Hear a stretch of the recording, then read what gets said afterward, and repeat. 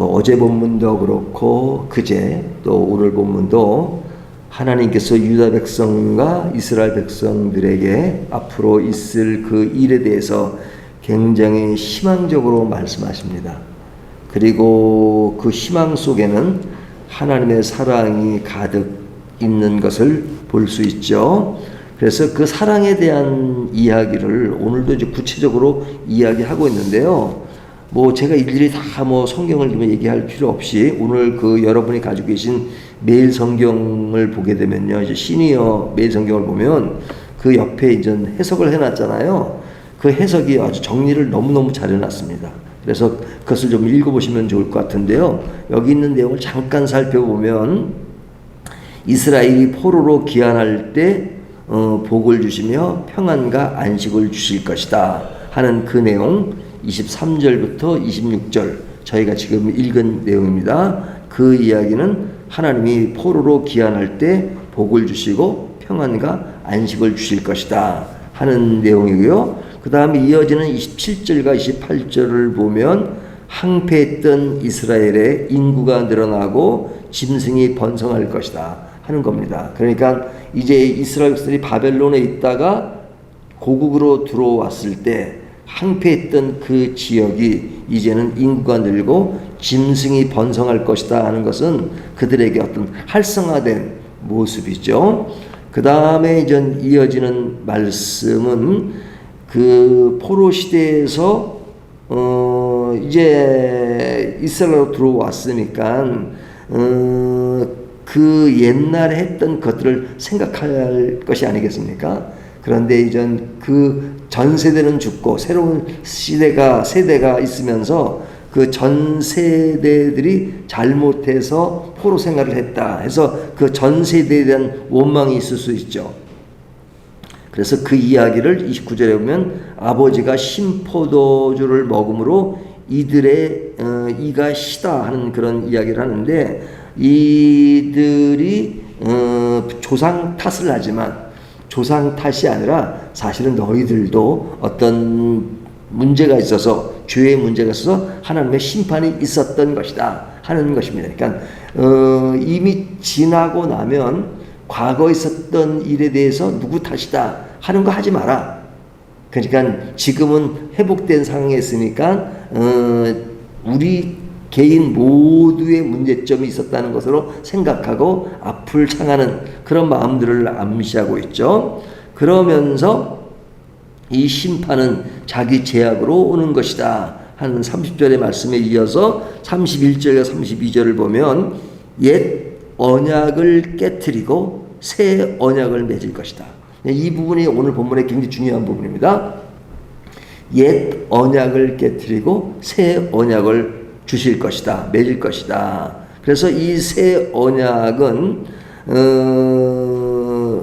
그 옛 언약과 달리 옛 언약은 돌판에 세워진 언약, 십계명 같은 경우는 모세가 이제 호렙산에서 받은 거잖아요. 그래서 이 십계명이 딱 기록되는데 그런 옛 계명이 돌판에 세워졌다면 새 언약은 돌판에 세워지는 것이 아니라 너희 마음판에 새겨지는 것이다. 그래서 마음의 문제를 더 강화합니다. 이 마음의 문제라는 것은 이제 외형적인 것보다는 좀 내면적인 그런 것들을 지향하는 거죠. 그래서 예전에도 말씀을 드렸지만 이스라엘 백성들이 바벨론 포로 생활을 통해서 우상 숭배가 현저하게 떨어졌잖아요. 그러니까 옛날에는 그 우상 숭배가 아주 많았는데 포로 이후에는 우상 숭배가 많이 줄어들었습니다. 하지만 완전히 줄어든 건 아니죠. 우상 숭배의 모습이 좀 달라졌죠. 그러니까 예전에는 이렇게 형상화된 우상, 뭐 나무라든지 또 뭐 형상을 만들고 바알신이라든지 이런 걸 만들어 숭배했다면 포로에는 그런 것은 많이 현저하게 줄어들었지만 여전히 마음의 우상은 여전하다. 마음에서 뭐 그런 보이지 않는 또 그런 것들을 추구한다든지 욕심을 추구한다든지 그 다음에 자기 만족만을 추구한다든지 하는 그런 면에서의 우상, 하나님보다 더 위로 생각하는 그런 아주 좀 세련된 의미에서의 우상 숭배가 많아졌다는 것이죠.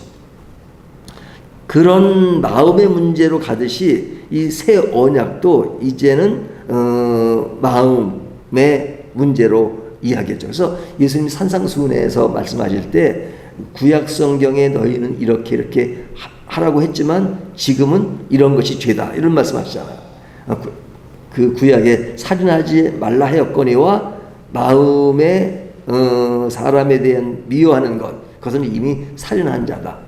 그러니까 마음의 법이라고 하는 것은 그 율법으로 주어진 것보다 굉장히 고차원적이죠.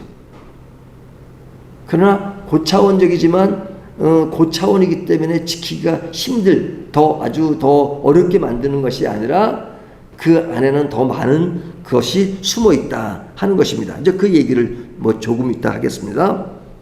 자, 하나님의 질서가 존재하는 한 이스라엘도 존재할 것이다 하는 희망의 메시지를 36절에서 하고요. 38절부터 40절까지는 예루살렘 성은 재건되고 영원히 무너지지 않을 것이다, 이런 어떤 회복의 약속을 하십니다. 이것이 여러분이 가지고 있는 매일 성경 그 부분에 보면 잘 정리가 되어 있는 부분입니다. 자, 이 말씀 속에서 하나님의 사랑은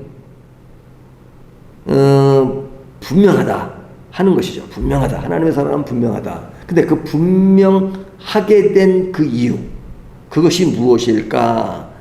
이제는 유대인들이나 이스라엘 백성들이 굉장히 많이 정신을 차리고 그리고 상태가 많이 좋아졌기 때문에 그런 그들을 보고 하나님이 그래 이젠 됐어 라고 하실 것 같은데 그런 측면도 약간은 있죠. 하지만 반드시 그러지 않는다 하는 것을 어제 말씀에서 굉장히 많이 강조했습니다.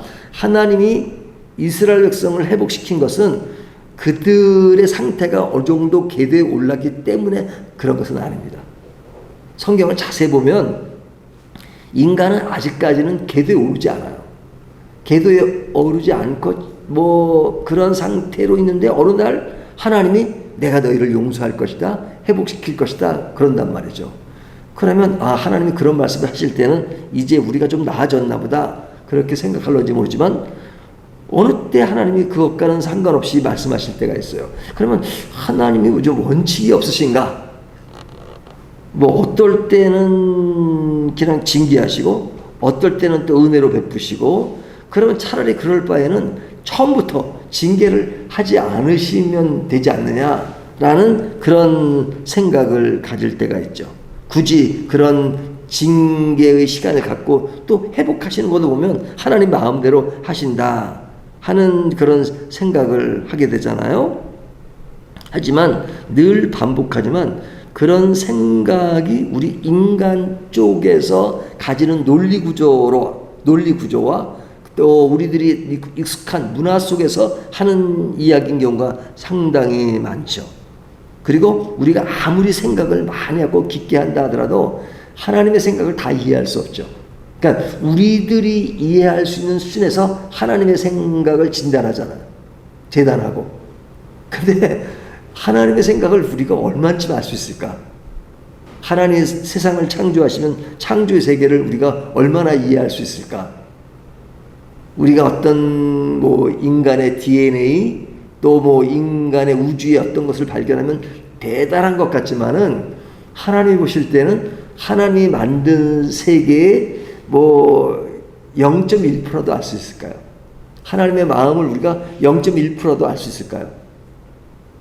아마 하나님 나라 가면 진짜 이렇게 넓은 세계가 있는데 우리는 진짜 살아가는 동안에 인간이 과학이 발달하고 두뇌가 발달했다 하더라도 이해하는 수준은 굉장히 좁은 수준이었거다 하는 것을 느끼게 될 거라고 생각이 들어요.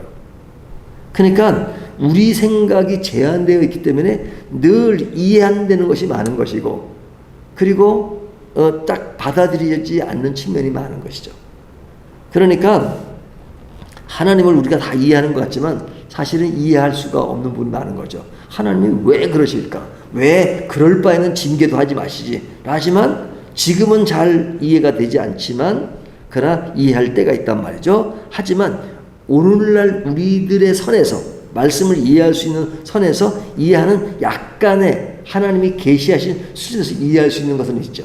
그 이해할 수 있는 선이 이제 성경에 나타나 있는데 그 선이 뭐냐면 옛 언약에서 새 언약으로 바꿔주신 이유가 뭐냐는 것이죠.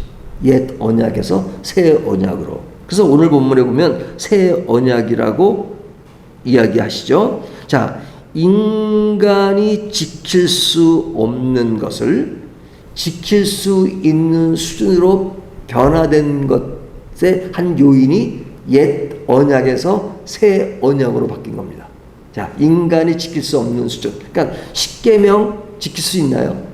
율법을 지킬 수 있나요? 성경은 말씀하기를 모든 사람이 죄를 범하였음에 하나님의 영광에 이르지 못한다. 그 영광에 이르면 죄의 수준을 뭐로 기준해서 얘기하느냐? 율법을 가지고 이야기하잖아요. 율법. 그러니까 율법은 한마디로 말하면 지킬 수 없는 겁니다. 그러니까 뭐 부분적으로 지키기도 하지만 아주 전체를 온전히 지킬 수가 없는 거죠. 그러니까 율법을 주셨는데 인간이 지키지 못해요. 그러니까 지키지 못하는 법이라면 뭐냐 이런 의문을 제기할 수 있잖아요. 근데 하나님이 새 언약을 주신 건 너희가 너희들에게 옛 율법을 줘보니까 지키지 못해. 그러니까 새로운 언약을 너에게 한다. 새로운 약속을 한다 하는 새 언약이죠. 그러면 우리 또 이런 질문하죠. 아니 그렇게 지킬 수 없는 옛 언약을 왜 하신 것이냐. 인간이 지킬 수 없는 것이라면 하지만 우리가 말씀을 깨달은 것은 그 옛 언약을 통해서 우리들이 지킬 수 없다는 인식을 하게 만든 거죠. 인식.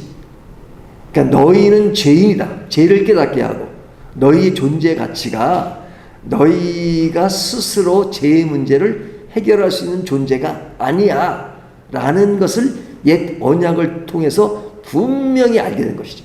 깨닫게 된 것이죠.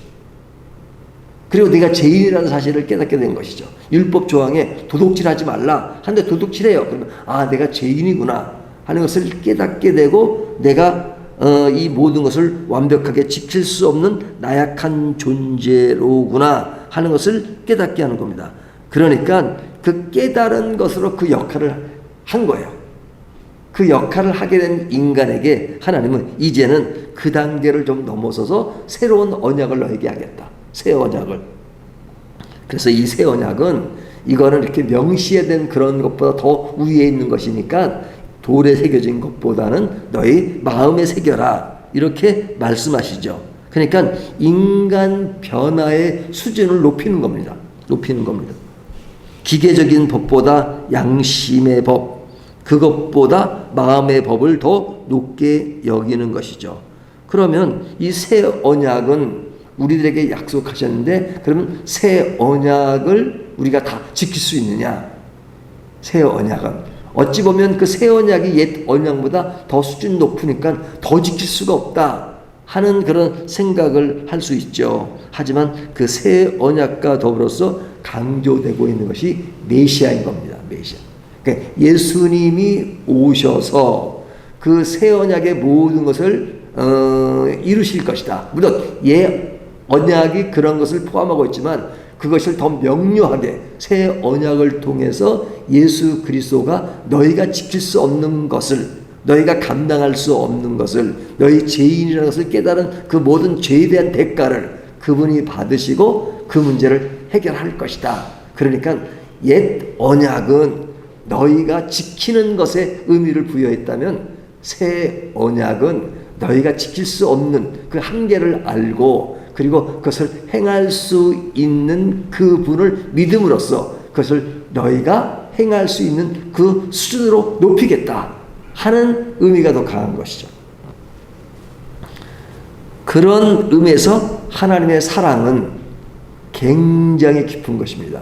인간이 할 수 없으면 아이고 너희는 이제 구제불능 더 이상 상대 안 해 이게 아니라 할 수 없는 것들을 하도록 하나님이 능동적으로 하시고 그것을 옛 언약의 내용 속에 더욱더 명료하게 보여주시면서 그 모든 사람들이 비록 구약의 말씀이지만 오실 메시아로 향할 수 있도록 만드시는 그 내용이 새 언약에 더 확실하게 기록되고 또 말씀하고 있는 것이죠. 그러니까 지금 예레미야 이 내용은 예수님이 오시기 전에 한참 전 사건이잖아요.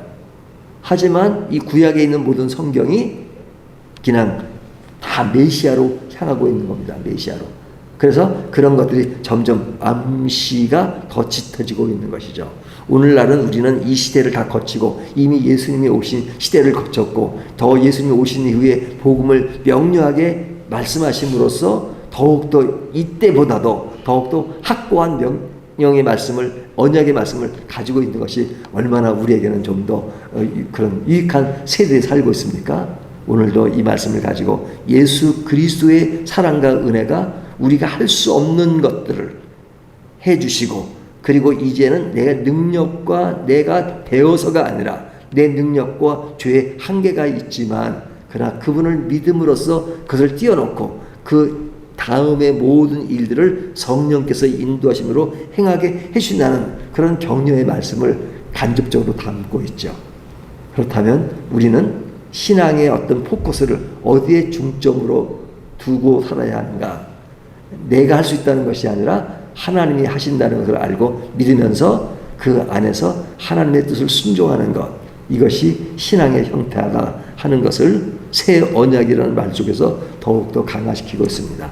오늘 이 말씀을 가지고 우리의 신앙의 논조와 관심이 어떤 부분이어야 하는가 하는 것을 다시 한번 생각하면서 더욱더 오늘도 희망과 또 기쁨과 감사함으로 넘치는 하루가 되시기를 주님의 이름으로 축원합니다.